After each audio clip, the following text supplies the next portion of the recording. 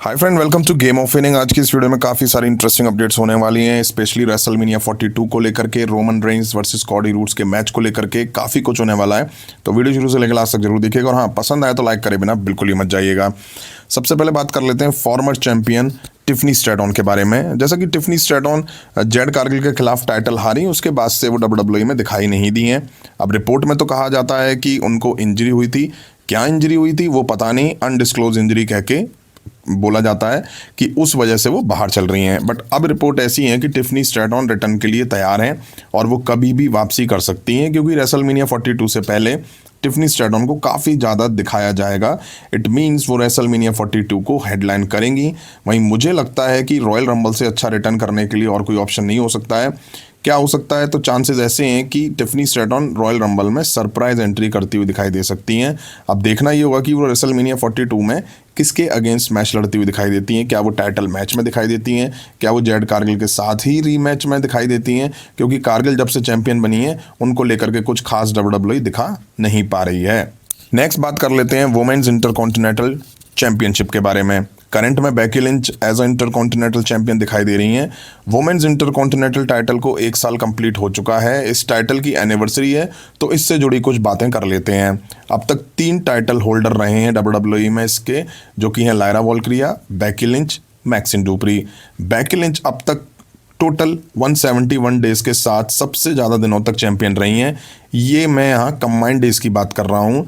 अगर combined days को हटा भी दें तो भी बेकी लिंच फर्स्ट पोजीशन पर है। उनका फर्स्ट टाइटल रेन 163 डेज का था। उसके बाद लायरा वॉल्क्रिया 144 डेज के साथ, मैक्सिन डुप्री 48 डेज के साथ थर्ड नंबर पर हैं। अब तक 16 टेलीविजन टाइटल डिफेंस हुए हैं, जिसमें 5 पेपर व्यू भी शामिल हैं और बेकी लिंच 16 में से 11 मैचों में और पेपर व्यू के सभी 5 मैचों में शामिल थी। तो ये कुछ हिस्ट्री है वुमेन्स इंटरकॉन्टिनेंटल टाइटल की। अभी 1 साल ही हुए हैं, तो ज़्यादा बड़ी हिस्ट्री नहीं है, लेकिन आने वाले टाइम में हो ही जाएगी। नेक्स्ट बात कर लेते हैं सीएम पंक और ड्रू मैकिंटायर के बारे में। जैसा कि ये दोनों WWE में वर्ल्ड चैंपियन है। करंट में अभी कुछ दिन पहले जब ड्रू मैकिंटायर ने टाइटल जीता था, तो उन्होंने सीएम पंक को पोक करा ये कह के कि रियल चैंपियन को टी शर्ट की नीड नहीं है। अब सीएम पंक कैसे पीछे रहते, उन्होंने इंस्टाग्राम पे स्टोरी पे एक लाइव इवेंट का पोस्टर पोस्ट करा, जिसमें ड्रू मैकिंटायर भी दिखाई दे रहे हैं। सीएम पंक ने ड्रू मैकिंटायर के फेस पे क्लाउन वाली इमोजी लगाई हुई है। तो ऐसा करके पंक भी ड्रू मैकिंटायर को पलट के पोक कर चुके हैं। अब दोनों के बीच काफ़ी हीटेड फ्यूड हम देख चुके हैं। दोनों चैंपियन है इस टाइम, दोनों को अलग अलग फ्यूड में होना है, बट दोनों एक दूसरे को पोक करना बंद नहीं कर रहे हैं। तो मुझे तो ऐसा लगता है कि WWE को इन दोनों को एक बार प्रोमो में दिखाना चाहिए आमने सामने, मज़ा आ जाएगा। दोनों चैंपियन है, दोनों को देख करके।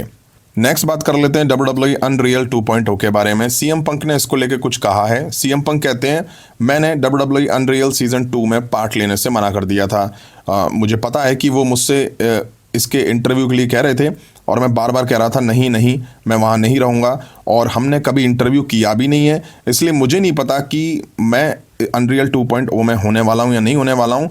लेकिन मैं जहाँ भी जाता हूँ मेरे सामने कैमरे होते हैं, इसलिए मुझे यकीन है कि मैं अनरियल 2.0 में दिखूंगा। अगर मैं नहीं चाहता कि वो कुछ शूट करें तो मैं बस कहता हूँ इसे शूट मत करो, ठीक है, या मुझे पता है कि यहाँ कैमरे मेरा इंतज़ार कर रहे हैं तो मैं वहाँ से कहीं और चला जाता हूँ। अब सीएम पंक पहले नहीं है जिसने ऐसा कहा है। कुछ दिन पहले मैंने आपको सेथ रॉलिंस के बारे में ही बताया था कि उनका क्या राय है WWE अनरियल को लेकर के।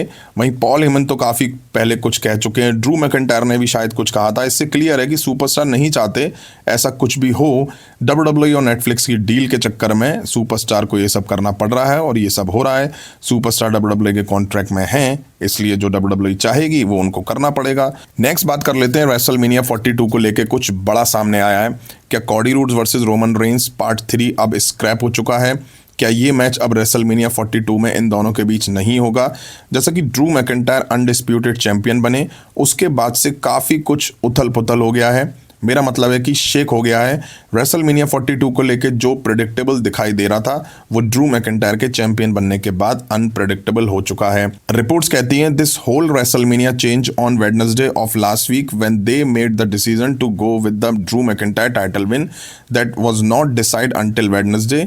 दे may be doing a 3-way with McIntyre, Jacob Fatu and Cody Rhodes that may not necessarily be at WrestleMania, and that's not even 100%, but I was told that kind of like a possibilities, but the Cody Rhodes Roman Reigns thing is probably not happening. Whatever it is, the WrestleMania plans were changed on Wednesday when they made the decision to change the championship. यहाँ clear mention है कि Friday night को जब Drew McIntyre champion बने, वो Wednesday को decide हुआ था कि ड्रू मैकिंटायर चैंपियन बनेंगे और रेसलमेनिया के लिए जो कुछ प्लान्स हैं उनमें बड़ा चेंज होगा। अब कॉडी रूड्स चैंपियन नहीं रहे हैं तो चांसेस बहुत कम है कि फैंस को रेसलमेनिया 42 में Roman Reigns versus Cody roads के बीच मैच दिखेगा, क्योंकि अगर मैच दिखता भी है तो नॉन टाइटल मैच होने का कोई लॉजिक नहीं बनता इन दोनों सुपरस्टार के बीच में। यही वजह है कि ड्रू मैकिंटायर के चैंपियन बनने के बाद कहा जा रहा है कि Roman Reigns versus Cody roads के बीच रेसलमेनिया 42 में होने वाला मैच कैंसिल कर दिया गया है। अब रिपोर्ट में यह भी कहा गया है कि WWE एक मैच और डिस्कस कर रही है जो कि Drew McIntyre versus Cody Rhodes versus Jacob Fatu के बीच हो सकता है। ऐसी पॉसिबिलिटीज़ दिखाई दे रही हैं। हालांकि इस मैच को लेकर कहा यह भी गया है कि 100% नहीं है कि ये मैच रेसलमेनिया में हो। तो मुझे ऐसा लगता है कि स्मैकडाउन पे जो दिखा है इन तीनों के बीच में, जैकब फातू की वजह से कॉडी रूड्स अपना टाइटल हार गए। जैकब फातू चाहते नहीं थे कि ड्रू मैकिंटायर चैंपियन बने, बट कॉडी रूड्स से उलझने के चक्कर में ड्रू मैकिंटायर बाद में टाइटल जीत जाते हैं। इस सब के बाद इन तीनों के बीच ऐसा मैच बनता तो है, बट ये मैच रेसलमेनिया लाइक मैच नहीं होगा। शायद से ये मैच इनके बीच एलिमिनेशन चैम्बर में दिख जाए, क्योंकि रॉयल रंबल के लिए तो WWE ने क्वालिफाइंग मैच ड्रू मैकिंटायर के अपोनेंट के लिए अनाउंस कर दिए हैं। वहीं इस तरह के रूमर्स भी थे कि रोमन रेंस रॉयल रंबल जीत के कॉडी रूड्स को रेसलमेनिया में टाइटल के लिए फेस करेंगे। वो भी अब होता दिखाई नहीं दे रहा है, क्योंकि Cardi Rhodes versus Roman Reigns cancel हो चुका है। तो अब सवाल ये कि आगे क्या क्या पॉसिबिलिटीज़ हैं, कौन किसको फेस करेगा रेसलमेनिया 42 में। तो देखिए, मुझे ऐसा लगता है कि Roman Reigns versus Drew McIntyre के बीच रेसलमेनिया 42 में मैच होने का बड़ा सेंस है। दोनों के बीच लंबी हिस्ट्री रही है। अब ऐसा WWE रोमन रेंस को रॉयल रंबल जिता के भी कर सकती है, या फिर रॉयल रंबल कोई और जीत रहा है तो फिर डायरेक्ट ड्रू मैकिंटायर के सामने रोमन रेंस को डाला जा सकता है, या रोमन रेंस वर्सेस CM पंक के बीच वर्ल्ड हेवीवेट चैंपियनशिप के लिए मैच दिख सकता है। हालांकि इसके चांसेस मुझे थोड़े कम नज़र आते हैं। ऐसा इसलिए क्योंकि जब रोमन रेंस ने CM पंक और कॉडी रूड्स दोनों को कहा था कि मुझे गोल्ड चाहिए, तो उनकी नज़रें अनडिस्प्यूटेड टाइटल पे ही थी। कॉडी रूड्स चैंपियन नहीं रहे हैं, तो जो चैंपियन है, मेरा मतलब है ड्रू मैकिंटायर, उनके अगेंस्ट वो जा सकते हैं। फिर सवाल ये कि कॉडी रूड्स का क्या होगा। WWE क्या कॉडी रूड्स वर्सेस CM पंक के बीच मैच दिखाएगी? अब इस मैच के होने का लॉजिक तो नहीं दिख रहा है, बट ये WWE है, कुछ भी कर सकती है, क्योंकि कॉडी रूड्स रेसलमेनिया 42 में टाइटल मैच में ही दिखेंगे, तो ऐसा करा जा सकता है। वैसे मेरा मानना है कि कॉडी रूड्स को रेसलमेनिया 42 में टाइटल मैच में ना डाला जाए। चैंपियनशिप का मजा ले लिया है, अब उन्होंने नॉन टाइटल मैच में उनको लड़ाओ। वहीं Cardi Rhodes versus Randy Orton के बीच भी WWE ने मैच टीज करा था, बट अब टाइटल ही कॉडी रूड्स पे नहीं है, तो फिर ये दोनों का फ्यूड में आने का क्या सेंस। टाइटल होता तो मैच दिखता भी। अभी WWE के पास टाइम है तो चीज़ें बिल्ड हो सकती हैं, बट सोच के देखा जाए तो सब कुछ उथल पुथल है। एक टाइटल के लिए बिल्ड की बात होती तो समझ आता, यहाँ तो सब कुछ उलटफेर हो चुका है। जैसे कि Drew McIntyre, Roman Reigns, Brock Lesnar, Cardi roads, CM पंक, रैंडी ऑर्टन, इन सबको लेकर रेसलमेनिया से पहले सब कुछ बिल्ड करना होगा। अब देखते हैं क्या होता है। ये अच्छा है कि रेसलमेनिया 42 के लिए चीज़ें अभी प्रिडिक्टेबल नहीं रही हैं, सब कुछ अनप्रिडिक्टेबल है। 2-2 महीने पहले रेसलमेनिया 42 को लेकर के चीज़ें पता चल जाती हैं, तो मज़ा कहीं ना कहीं ख़राब भी होता है। तो फ्रेंड, ये थी WWE से रिलेटेड कुछ इंटरेस्टिंग अपडेट्स। उम्मीद है वीडियो आप सभी ने यहाँ तक देखी होगी। देखिए, लाइक नहीं करी तो लाइक करें, चैनल पर नहीं तो चैनल को सब्सक्राइब करें। मिलता हूँ जल्दी नेक्स्ट वीडियो में। Thank you.